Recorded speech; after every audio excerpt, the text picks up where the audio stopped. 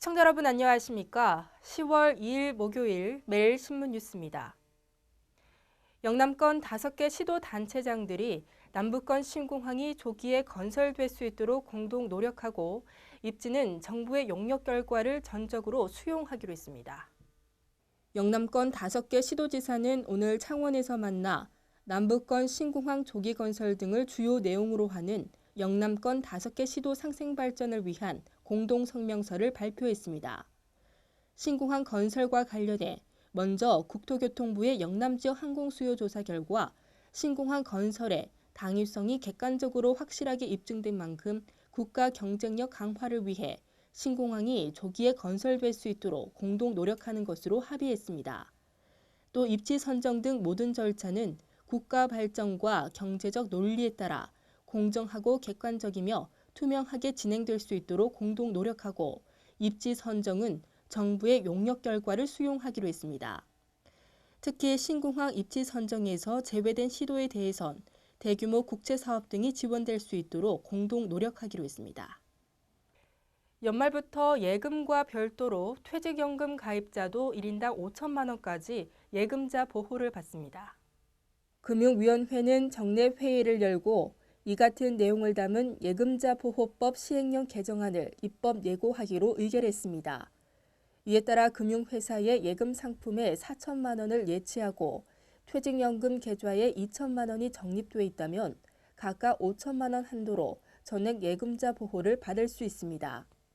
현재는 예금 등의 일반 금융상품과 퇴직연금 적립금은 합해서 5천만 원을 보호해왔습니다. 다만 개정안은 펀드나 주식 등에 투입된 금액은 보호 대상에 제외하도록 했습니다. 가을에 별미로 손꼽히는 송이가 올해는 큰 흉작입니다. 늦더위와 가뭄 때문에 생산량이 급감했습니다. 봉화 지역은 추석 이후 지속되는 가뭄과 고온 때문에 송이 생산 환경이 나빠지면서 포자가 말라 들어가는 등 극심한 피해를 입고 있습니다. 생산 농민들은 물론이고 상인들과 소비자들조차 송이를 구경하기 힘들 정도로 극심한 흉작인데요. 이 때문에 지난달 27일부터 30일까지 열린 봉화 송이축제는 송이 없는 송이축제로 전락했고 송이 가격은 천정부지로 치솟아 구입하기조차 힘들 정도였습니다. 자체 송이 구입이 하늘의 별 따기보다 힘들어지자 송이 상인들은 상당수가 도내 송이 생산지에서 수집한 송이를 공수해와 판매하는 웃지 못할 해프닝까지 빚어졌습니다.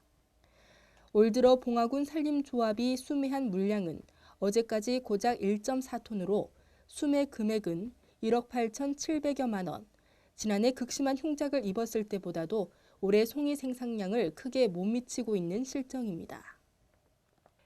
지난해 경기 부진으로 내년 지방 지원 교부세가 올해보다 1조 원 이상 줄어들 것으로 보입니다.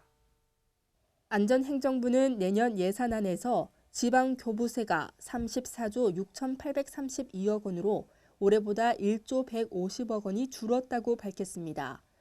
중앙정부가 자치단체로 지원하는 지방 교부세가 1조 원 이상 적게 편성된 것은 지난해 내국세가 예상보다 7조 8,642억 원이나 덜 거쳤기 때문이라고 안행부는 설명했습니다.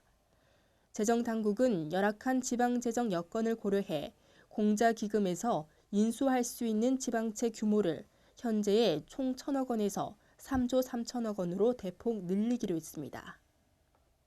356년 전통의 양령시장의 한방문화축제가 오는 5일까지 열립니다. 대구 양력시 한방문화축제가 오는 5일까지 중구 남성로 약전골목 일원에서 열립니다.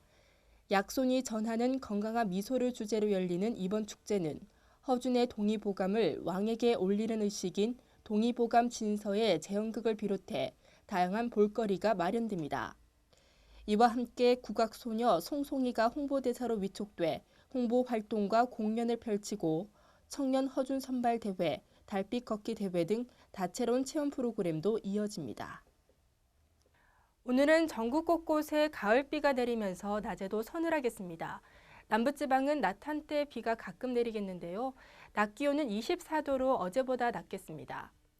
개천절 연휴 기간에도 기온이 계속 떨어져서 특히 토요일 아침에는 쌀쌀함이 절정에 이르겠습니다. 이상으로 매일 신문 뉴스를 마치겠습니다. 시청해주신 여러분 고맙습니다.